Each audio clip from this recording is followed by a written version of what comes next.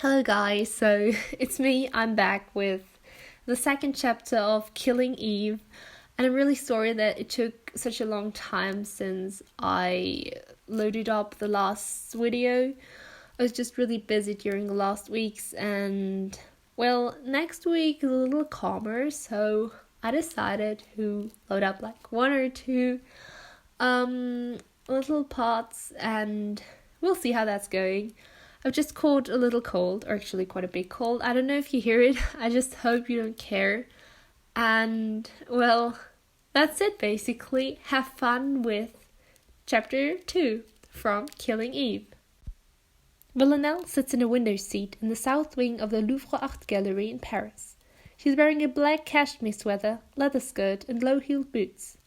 Winter sunshine pours through the vaulted window, illuminating the white marble statue in front of her. Life-sized and entitled Psyche, revived by Cupid's Kiss, it was carved by the Italian sculptor Antonio Canova in the final years of the 18th century.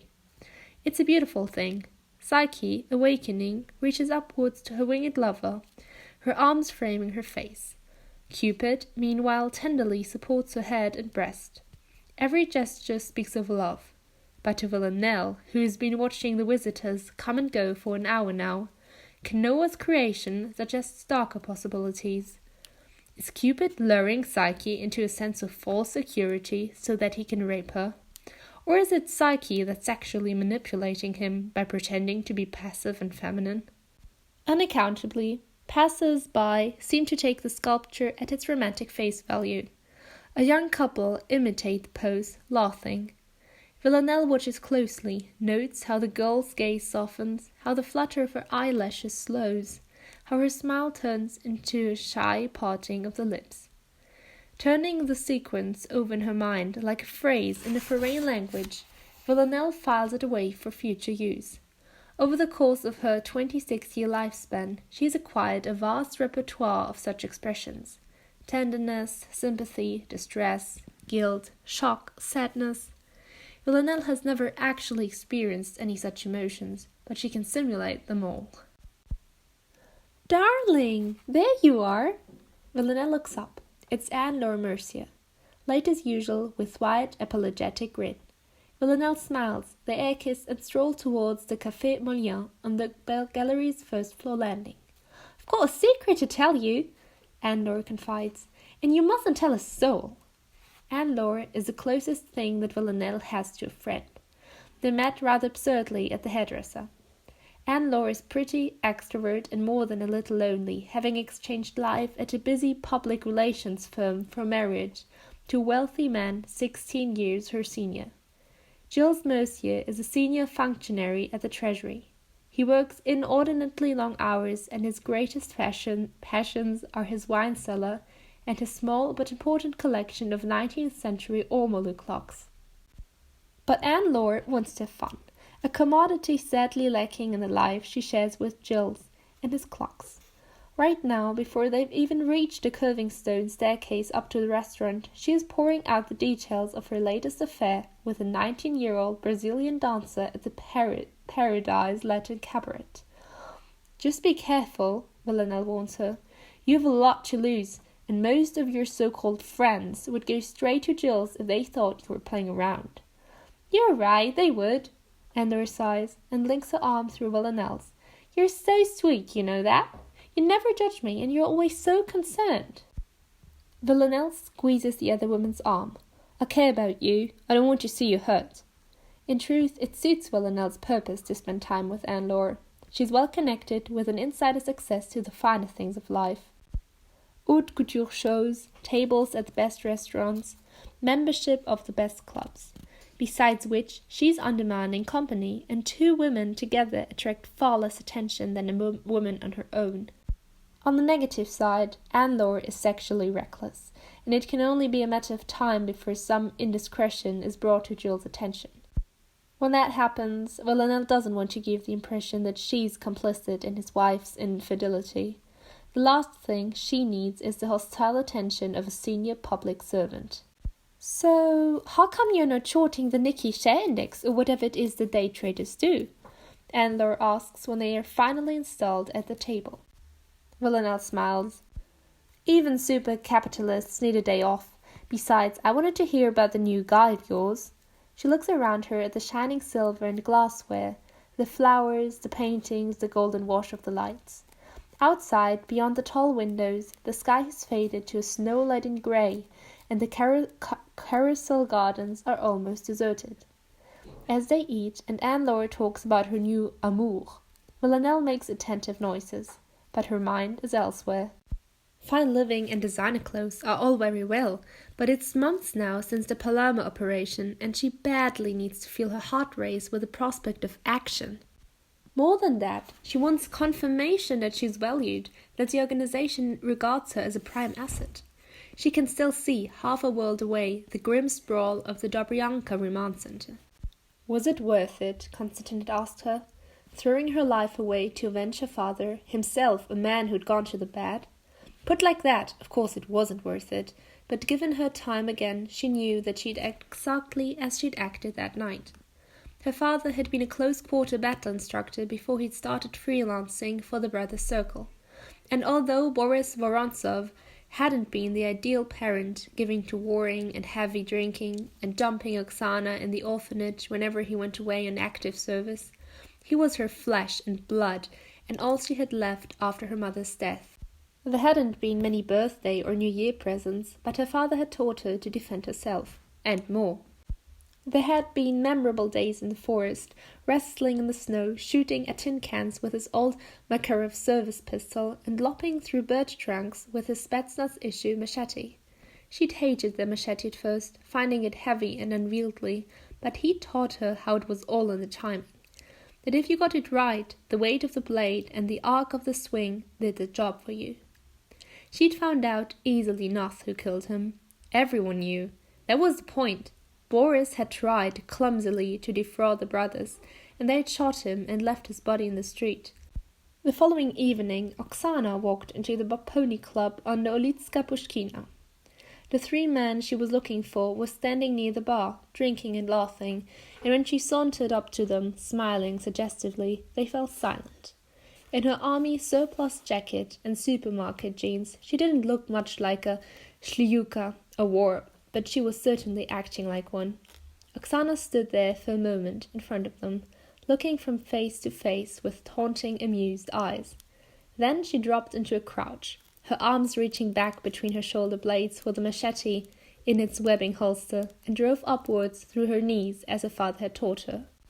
Half a kilo of titanium-finished steel blurred the air, the sisal edge passing unchecked through the first man's throat before burying itself deep below the second man's ear. The third man's hand dived to his waistband, but too late. Oksana had already let go of the machete and drawn the Makarov. Around her, she was vaguely aware of panic breathing, suppressed screams, people baking away. She shot him through the open mouth. The report was deafening in the enclosed space, and for a moment he just stood there, staring at her, blood and brain matter spilling from a gaping white flap of bone at the back of his head. Then his legs went, and he hit the floor beside the first man, who was somehow still on his knees, a desperate, dregs of the milkshake rasp issuing from the bubbling gash beneath his skin. The third man wasn't finished yet either. Instead, he was lying in a fetal position in the spreading red lake, his feet working feebly and his fingers plucking at the machete embedded in the angle of his jaw. Oksana watched them, annoyed at the failure to die. It was the kneeling man who really infuriated her, making that sick strawberry McFlurry noise. So she knelt beside him, drenching her Cosmo jeans in blood.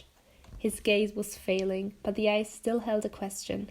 "I'm his daughter, you cunt," she whispered, and pressing the Makarov's barrel to the nape of his neck, squeezed the trigger. Again, the detonation was appallingly loud, and the man's brains went everywhere, but the sucking noise stopped. "Chérie!" She blinks. The restaurant swims back into focus. "Sorry, I was miles away. What did you say?" "Coffee?" Villanelle smiles at the waiter hovering patiently to her side. "Small espresso, thank you." "Honestly, sweetie, sometimes I wonder where you go in these daydreams of yours. Are you seeing someone you haven't told me about?" "No, don't worry, you'd be the first to know." I'd better be. You can be so mysterious at times. You should come out with me more often, and I don't mean shopping or fashion shows. I mean, she draws a fingertip to the frosted stem of her champagne flute. More fun stuff. We could go to Le 00 ou L'Inconnu. Meet some new people. In her bag, Villanelle's phone buzzes. A single word text message. Connect. I've got to go. Work. Oh, please, Wivy, you're impossible. You haven't even had your coffee. I'll do without it. You're so boring. I know, sorry. 2 hours later, Villanelle is sitting in the study of a rooftop apartment in the Port de Passy. Beyond the plate glass window, the sky's cold steel. The email contains a few lines of text about skiing conditions in Val d'Isère, and half a dozen JPG images of the resort are attached. Villanelle extracts the password and accesses the payload of compressed data embedded in the images. It's a face, shot from different angles. A face she memorizes like the text. The face of a new target. Thames House, the headquarters of the British Security Service M15, is on Millbank in Westminster. In the northernmost office on the third floor, Eve Polastri is looking down at Lambeth Bridge and the wind-blurred surface of the river. It's 4 p.m. and she has just learned, with mixed feelings, that she is not pregnant. At the next terminal, her deputy Simon Mortimer replaces his teacup in its saucer. "Next week's list," he says. "Shall we run through it?" Eve takes off her reading glasses and rubs her eyes. Wise eyes, her husband Nico calls them, although she's only 29 and he's almost 10 years older. She and Simon have been working together for a little over 2 months. Their department, known as P3, is a subsection of the Joint Services Analysis Group, and its function is to assess the threat to high-risk individuals visiting the UK, and if necessary, to liaise with the Metropolitan Police with a view to providing specialist protection. It's in many ways a thankless task, as the Met's resources are not infinite and specialist protection is expensive, but the consequences of a poor judgment call are catastrophic. As her former head of section, Bill Tregron, once said to her before his career went into freefall, "If you think a live extremist preacher's a headache, wait until you have to deal with a dead one." "Tell me," says Eve to Simon. "The Pakistani writer, Nazreen Jilani, she's speaking at the Oxford Union on Thursday week. She's had death threats." "Plausible?" "Plausibly enough.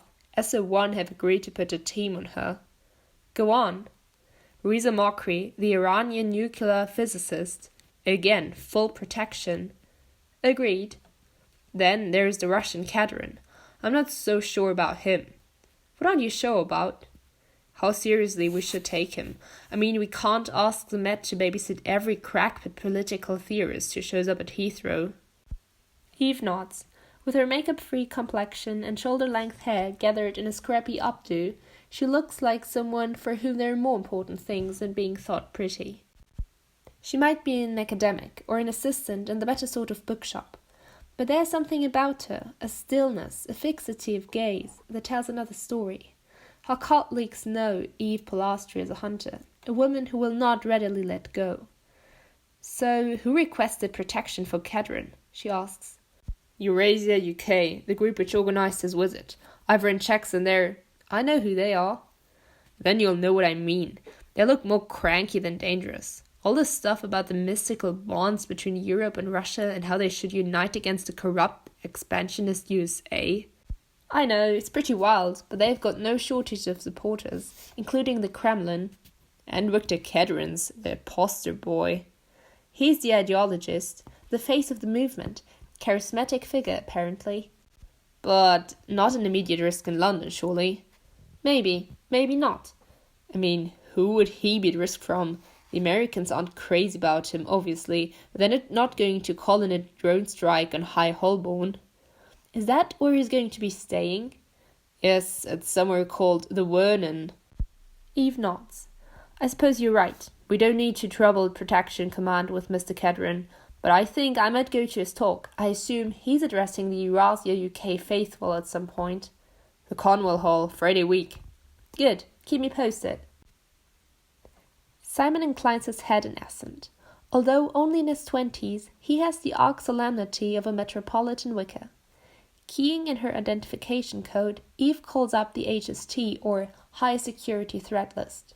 Circulating among friendly intelligence services, including on-off allies like the Russian FSB and the Pakistani CID, this is a database of known international contract killers.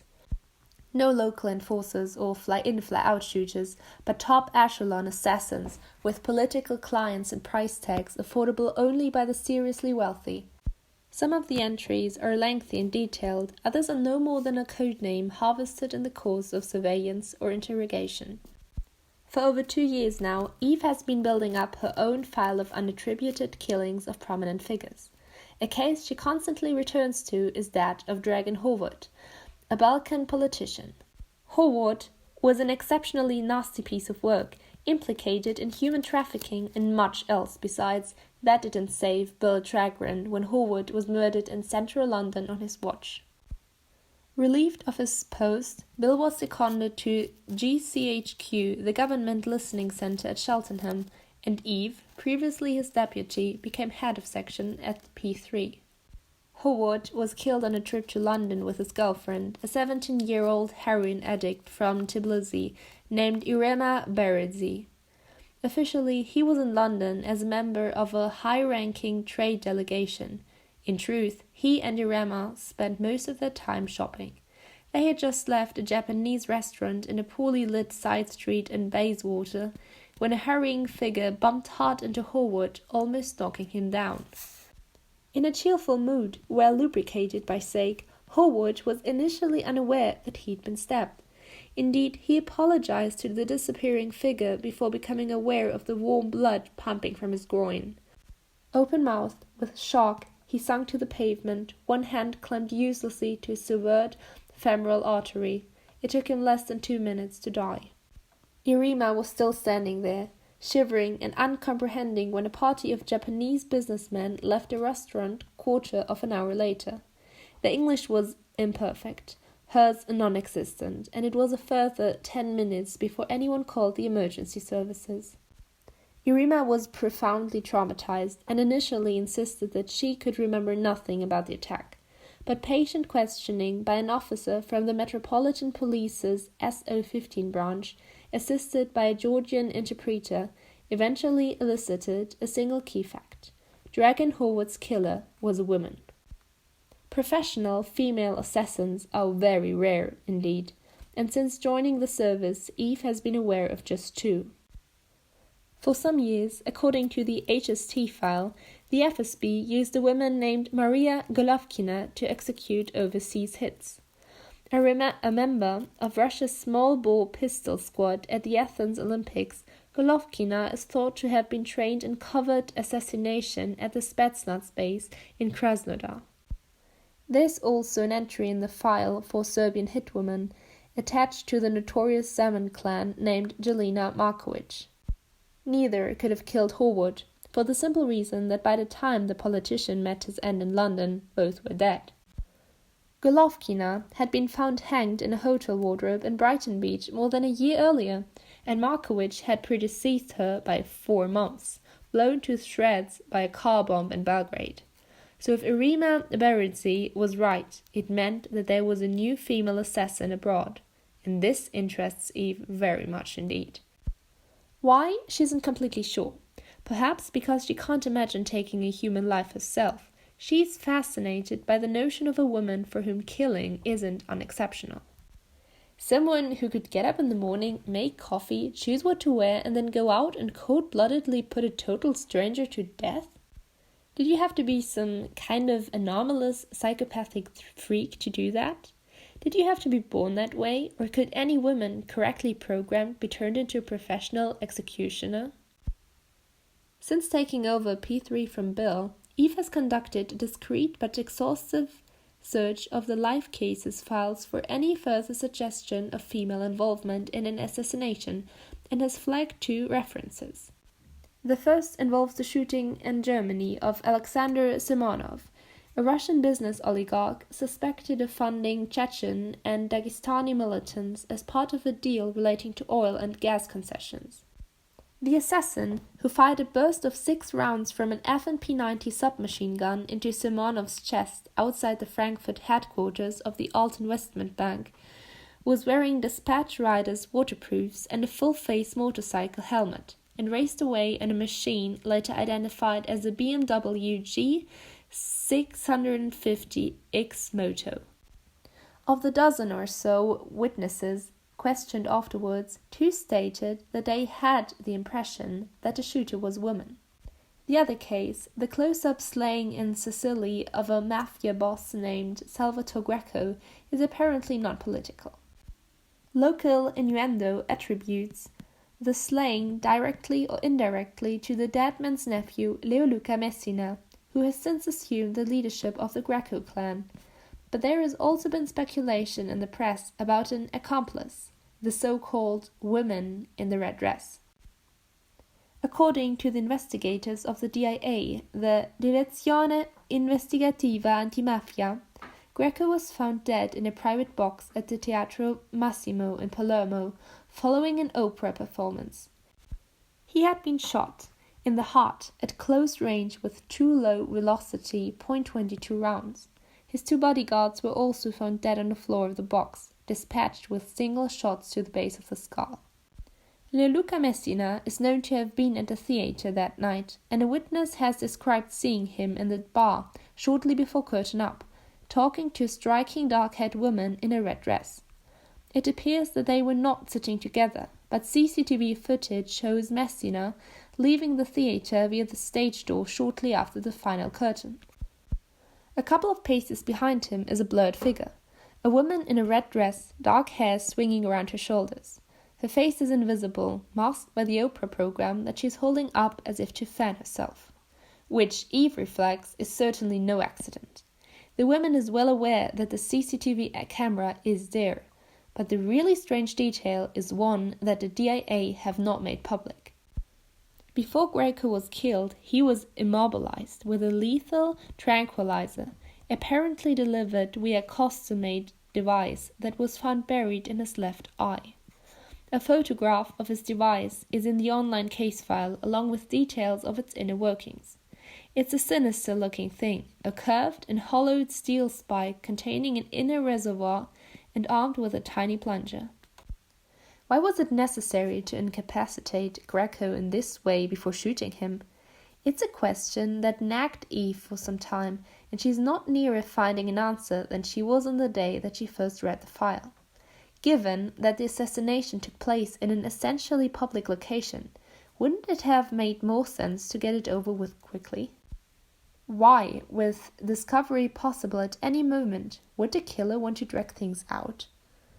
Eve is still pondering this question when she arrives back at the flat in Finchley a few minutes before 8 o'clock. Her husband Nico is not there. He's gone ahead to the bridge club where he instructs 3 evenings a week.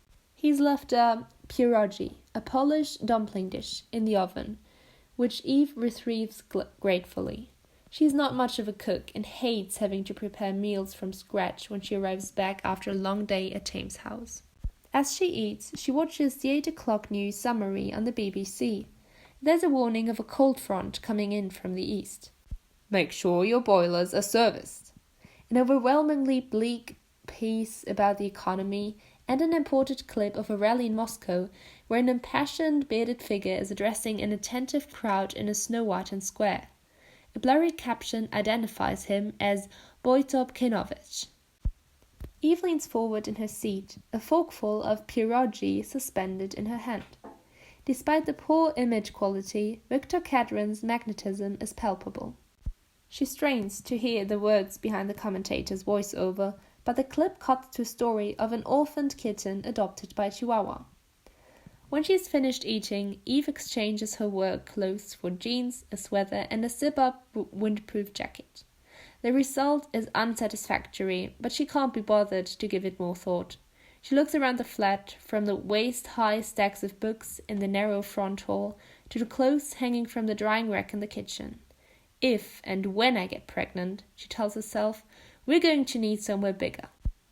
For a moment, she allows her thoughts to linger on the airy red brick mansions in Netherhall Gardens, just 5 minutes walk away. A first-floor apartment in one of those would be perfect, and about as likely to come into her and Nico's possession as Buckingham Palace. The combined salaries of a security services officer and a teacher just didn't stretch to that sort of place. If they wanted somewhere larger, they'd have to move further out. Barnet, perhaps, or Totteridge. She rubs her eyes. Even the thought of moving is exhausting. She zips up her windproof. The club is 10 minutes away, and as she walks, she thinks of that cold front coming in from the east. It seems to promise not just ice and snow, but menace. It's a tournament night at the West Hampstead Bridge Club, and the place is filling fast. The game room is laid out with folding base-top tables and stackable plastic chairs. It's warm after the chill of the streets, and there's an animated buzz of conversation round the bar. Eve spots Nico Polastri, her husband, straight away. He's playing a practice hand with 3 beginners, his gaze attentive, his movements economical. Even at a distance, Eve can see from their body language how anxious the novices are to impress him. A woman with teased blonde hair leads a card, and Nico regards it for a moment before picking it up and returning it to her with a grave smile. She looks confused for a moment, then her hand flies to her mouth, and everyone at the table laughs. Nico has the gift of imparting knowledge with grace and humour. In the North London school where he teaches maths, he's popular with the pupils who are generally acknowledged to be a tough bunch. In the club, where he's one of 4 senior instructors, the members compete openly for his approval, with even the flintiest veterans melting at a word for praise for a stylishly executed finesse or a contract made against the odds. Eve met Nico 4 years ago when she first joined the club. At the time, she was less interested in improving her bridge playing than in finding a social life disconnected from the intense, inward-looking hive of Thames House. A social life that would hopefully feature an attractive, intelligent man. In her mind's eye, she saw a suave figure, his features not quite discernible, leading her up a broad flight of steps to a smart West End restaurant. The bridge club, whose members had an average age somewhere north of 50, didn't deliver such a man. Had she wished to meet retired accountants and widowed dentists, it would have been just a place, but attractive single men under 40 were thin on the ground. Nico wasn't there when she first presented herself. She and a couple of other prospective members were attended to by Mrs. Shapiro, the blue-haired club secretary. Dispirited by the experience, she was in 2 minds about going back the next week. But she went, and this time Nico was there. A tall man with patient brown eyes and the moustache of a 19th century cavalry officer. He took charge of Eve from the moment she arrived, squaring her to a table, summoning 2 more players, and partnering her, without comment, for half a dozen hands. Then, dismissing the others, he faced her over the green base table. So, Eve, good news or not so good news? Not so good news first, I think. Okay, well, you understand the basics of the game you learned as a child? My parents both played, yeah. And you like very much to win. Eve meets his gaze. Is it that obvious? To others, maybe not. You like to play the Mitska, the mouse, but I see the fox. Is that good? It could be, but you have faults. A faulty fox? Exactly. If you're going to play a strategic game, you need to know every early on where all the cards are. To do this, you need to concentrate hard on your opponent's play. You need to remember the bidding and count every suit. Right. She digested this for a moment. So, what's the good news? The good news is that there's a very nice pub just 5 minutes away. She laughed. They were married later that year. Eve's bridge partner tonight is a young guy, perhaps 19, one of a trio of students from Imperial College who joined the club in the autumn. He's got a slightly mad scientist look about him, but he is a ferociously good player, and at the West Hampstead, that's what counts. After her initial uncertainty, Eve has come to look forward to her evenings here. Some of the members are her parents' age, and even, in 1 or 2 cases, her grandparents. But the standard of play is fierce, and after a rigorous day at Thames House, she appreciates the idea of intellectual challenge for its own sake. At the end of the evening, she thanks her partner. They finished 4th overall, a good result, and he grins a little awkwardly and shuffles off. At the entrance, Nico helps her into a zip-up waterproof jacket as if it was a Chanel coat, a tiny act of chivalry that doesn't go unnoticed by other female members, who glance at Eve enviously. "So, how was your day?" she asks him, linking her arm tightly through his as they make their way back towards the flat. It's just started to snow and she blinks as the flakes touch her face. "The Year 11 boys would have a better understanding of differential calculus if they didn't all stay up until 2 in the morning playing Final Attrition too. Or maybe not. How about you?" She hesitates. "I've got a problem for you. I've been trying to figure it out all day." Nico knows what she does, and while he never presses her for information, Eve often thinks how useful a mind like his would be to her employers.